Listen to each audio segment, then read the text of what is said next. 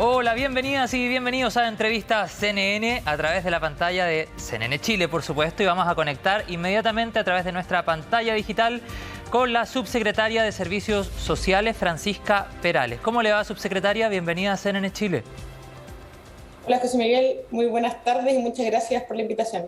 Muchas gracias a usted por su tiempo con nuestro canal. Quería preguntarle de inmediato para comenzar nuestra conversación, ¿cuál es la evaluación que hacen tras las intensas precipitaciones, pensando particularmente en la activación y funcionamiento del Código Azul? Bueno, primero, José Miguel, me gustaría aclarar un tema. Código Azul es parte de la estrategia Claro. para personas en situación de calle que desarrollamos desde el Ministerio de Desarrollo Social y que se activa extraordinariamente cuando hay bajas temperaturas. Pero nosotros desde el Ministerio tenemos un trabajo que se prolonga durante todo el año, que es a propósito del Plan Protege Calle, donde están los albergues y otras rutas sociales. Y por tanto, a propósito de las bajas temperaturas que han ocurrido desde aproximadamente el 30 de junio en adelante, hemos activado otros dispositivos donde está Código Azul para poder dar cobertura a las personas en situación de calle, que además, por lo general, en estos tiempos están siendo más bien familias, grupos familiares con niños y niñas, que personas solas como eran los perfiles anteriores. Entonces, para responderte ahí, nuestro balance es positivo. Hemos logrado aumentar sostenidamente la cobertura durante las últimas semanas. Contamos con cupos disponibles en nuestros albergues y también contamos con cupos disponibles en nuestras rutas sociales que hacen el acompañamiento para todas las personas que no quieren irse a los albergues disponibles. Y por tanto ahí, como te decía, un balance más bien positivo y seguimos monitoreando y trabajando permanentemente para que en el fondo podamos dar las coberturas que se requieren en los distintos lugares del país que están sufriendo las bajas temperaturas y las lluvias. Y en estos meses que llevan en el gobierno, subsecretaria, ¿qué aspectos han podido observar, qué aspectos han podido identificar para mejorar justamente este tipo de planes donde se incluye, como usted decía, el Código Azul, entre otros? Bueno, primero que todo, lo hemos dicho en varias entrevistas y en varios medios de comunicación, no contábamos con un presupuesto adecuado cuando llegamos el 11 de marzo para poder dar cumplimiento a los objetivos de los programas relacionados a personas en situación de calle. Y una de las primeras cosas que hicimos fue aumentar el presupuesto con reasignaciones internas, llegando hasta en el total de todos los programas, ¿Ya? cerca de los 31.000 o pasado los 31.000 millones. ¿Y cuánto era antes? Teníamos 14.000 millones menos aproximadamente y también hemos estado trabajando en aumentar ciertas coberturas a propósito de las emergencias tempranas preventivas o las alertas preventivas que hace el Ministerio del Interior, y también hemos activado como presupuesto desde esa perspectiva.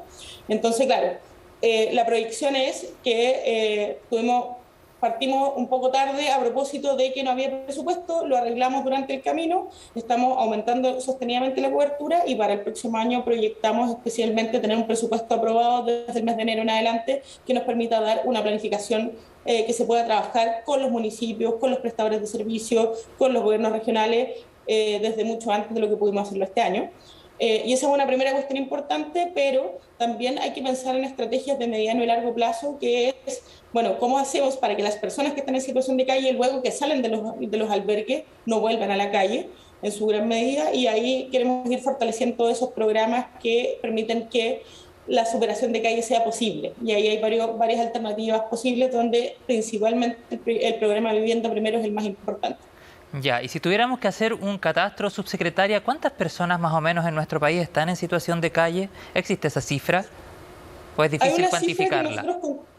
Sí, primero comentarte que hay un catastro calle que se hizo en años anteriores, que es un trabajo bien intenso, y además nosotros contamos con un anexo calle, pero las cifras son muy dinámicas y creemos que a propósito de la pérdida de hogares, de familias, a propósito de la crisis económica generada por la pandemia y también a propósito de la crisis migratoria que está viviendo nuestro continente, es que las cifras que se proyectan en el anexo calle del registro social de hogares puede que no sean del todo exactas y por tanto vamos a trabajar en un catastro de personas en situación de calle desde el segundo semestre en adelante, y de hecho hoy día mismo tuvimos una segunda jornada de la Mesa Nacional de Calle donde hablamos de la metodología y el plan de trabajo con todos los organismos que están relacionados a este tema. Pero nuestros registros dicen que hay aproximadamente 19.000 personas en Chile pero nosotros creemos que es posible que sea más y por tanto por eso vamos a hacer el catastro en esta nueva ocasión. Una cifra que probablemente, subsecretaria, como usted decía, ha ido aumentando a raíz de la crisis económica generada por la pandemia, pero que a lo mejor también tiene una presencia importante de población migrante que ha ido llegando a nuestro país, ¿no?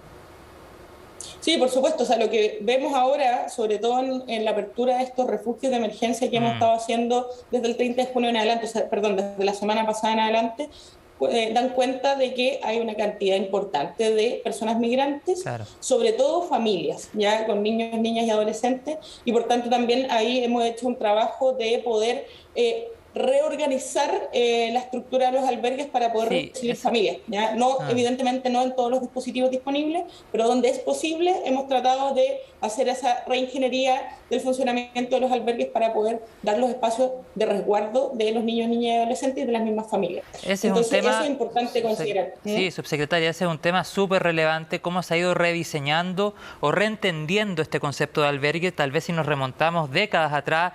Tal vez uno de los más conocidos, por ejemplo, en la región metropolitana era el Estadio Víctor Jara. Sin embargo, se han ido creando espacios más acotados, tal vez espacios que no den pie a que se puedan producir peleas, por ejemplo, o tal vez espacios más pequeños que se puedan calefaccionar de mejor manera. ¿Cómo se ha ido trabajando ese rediseño de los albergues? Porque claramente deben existir todavía estos albergues más grandes, como le decía recién, y conocíamos tal vez en la década de los 90 o a principios del siglo. Pero me imagino también se han ido incorporando otros refugios mucho más acotados, ¿no?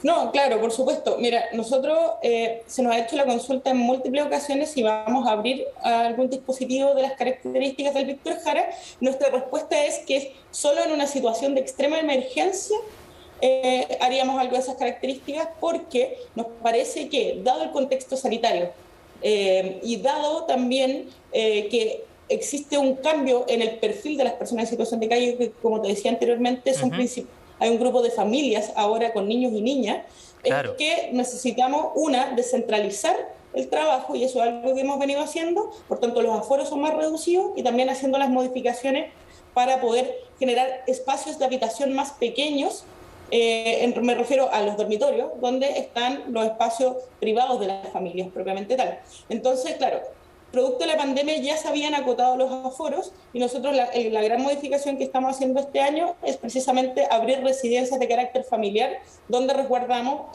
a las familias, a los niños, a las niñas, y de esa perspectiva consideramos que se pueden cerrar las aristas posibles de vulneraciones de derechos, ¿ya? Claro. Considerando además que antes los albergues eran colchones en el suelo, grandes espacios abiertos y estaban todos juntos, y ahora son camas, camarotes con camas separados, que permitan a las familias mantener los grupos juntos, y eso es principalmente porque hay una perspectiva de que las personas en situación de calle tienen que ser garantes de derechos y no personas sujetas de caridad propiamente tal. Por supuesto, claro que sí, subsecretaria. Bueno, ya estamos terminando la entrevista, pero claro, aprovechando ahí que detrás suyo está la imagen del presidente de la República, Gabriel Boric, quisiera preguntarle sobre estas ayudas de invierno que fueron anunciadas durante los últimos días. Hace 2 semanas aproximadamente el presidente Gabriel Boric descartaba transferencias directas a la población pensando en un IFE que se habló en algún minuto o algún bono en particular. Sin embargo, hace poquitos días se anuncia este bono de invierno de 120.000 pesos para el 60%, si no me equivoco, de la población más vulnerable. Subsecretaria,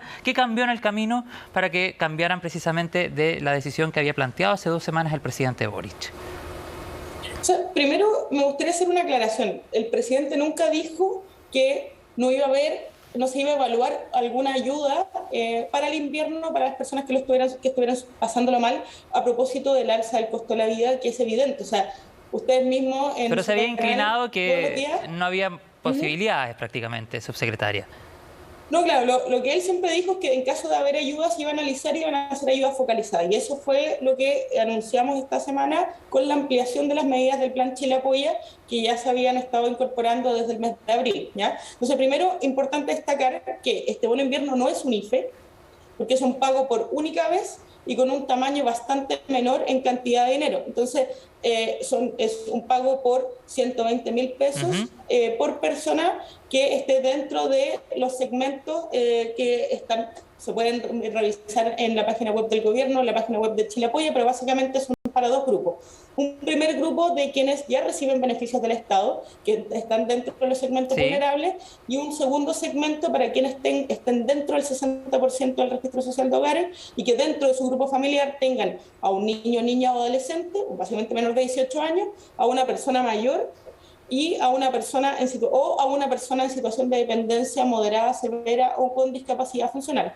Entonces, ahí los requisitos están.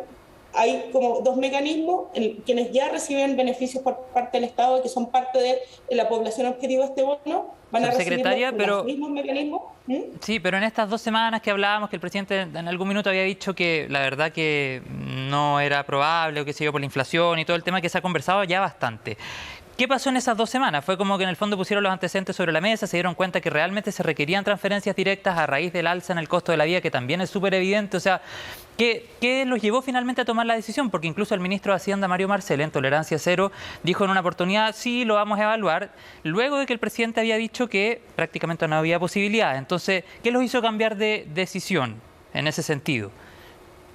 O sea, te insisto que no hay ningún cambio de decisión. Nosotros lo que hemos dicho es que a propósito de la crisis económica que está viviendo el país, a propósito del alza del costo de la vida, a propósito de la inflación que está afectada principalmente por factores internacionales, más que los factores nacionales en este momento, era que el plan Chile Apoya tenía que funcionar. Nosotros ya habíamos implementado 22 medidas desde el mes de abril en adelante, y ahora hacemos la extensión de algunas y la implementación de otras durante esta semana. Y ahí el presidente siempre dijo, en caso de haber alguna transferencia monetaria, va a ser focalizada, y eso es el bono invierno. Ya es precisamente porque hay una condición excepcional en este invierno a propósito del alza de la canasta básica de alimentos, de las cuentas de luz, de los gastos en servicios básicos, que se requería de una inyección extraordinaria para quienes estaban pasándolo mal a propósito de no poder llegar a fin de mes. ¿Ya? Por ahora, entonces, subsecretaria, descartado una ayuda para la clase media, derechamente. O sea, mira, si me dejas terminar, un solo punto que es importante. ¿Por qué también se hace esta transferencia? Es porque hay ingresos, ¿ya? Nosotros siempre hemos dicho que los principios de responsabilidad fiscal son importantes, y hay un ingreso a propósito del éxito de la operación de renta, que es lo que va a financiar. No hay generación de deuda a propósito de esto. Ahora, para responder lo segundo que me dice, no se trata de que no hayan apoyos a la clase media. El plan Chile Apoya, tiene un paquete de medidas que apuntan a distintos sectores, y, por ejemplo, en materia de clase media también hay otras posibilidades de poder trabajar. Está el IFE laboral, la extensión del IFE laboral hasta el mes de diciembre, que es un apoyo para la formalización del empleo. Están los mecanismos de estabilización de precios, que afectan también indirectamente al bolsillo de las personas, como por decirlo, si no estuviéramos inyectando dinero de estabilización a los precios de combustible, el litro de benzina estaría por sobre los 1.500 pesos, considerando además que sigue estando muy caro, evidentemente, pero estaría muchísimo más caro si no estuviéramos haciendo esa inyección, ¿ya? Entonces, hay una serie de medidas distintas que en el fondo buscan articular a sectores que efectivamente están encareciendo su costo de la vida, donde está la clase media también. Me dice mi editora que estamos en el tiempo. Si pudiese, en pocos segundos, porque no tenemos nada de tiempo, ¿qué opinión tiene usted cuando escucha a la oposición decir es que este es el bono apruebo? ¿Qué le pasa con eso? Escucha, mira, yo me parece importante de que un gobierno tiene que gobernar para el país y la ciudadanía, y ha habido acá una disposición del gobierno de escuchar la realidad material de la gran parte de personas que están efectivamente sufriendo este encarecimiento de la vida, y eso es lo que estamos haciendo. Entonces, cuando nos dicen que en el fondo esto es a propósito de una posición electoral, me parece que no corresponde. Un gobierno tiene el deber de generar bienestar individual y colectivo para las personas que habitan el país. Y por tanto, eso es lo que estamos haciendo, y eso es lo que vamos a seguir haciendo, independiente de lo que ocurra en el contexto político o el contexto electoral. ¿Ya? Y invitaríamos ahí a que todos, en el fondo, puedan apoyar este proyecto.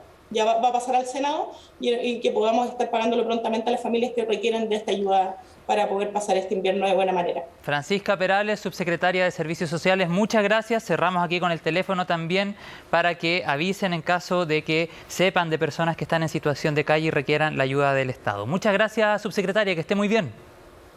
Muchas gracias a ti, que estés bien. Chao, igual. Cerramos rápidamente, nos vemos en la próxima entrevista, como siempre, en CNN Chile.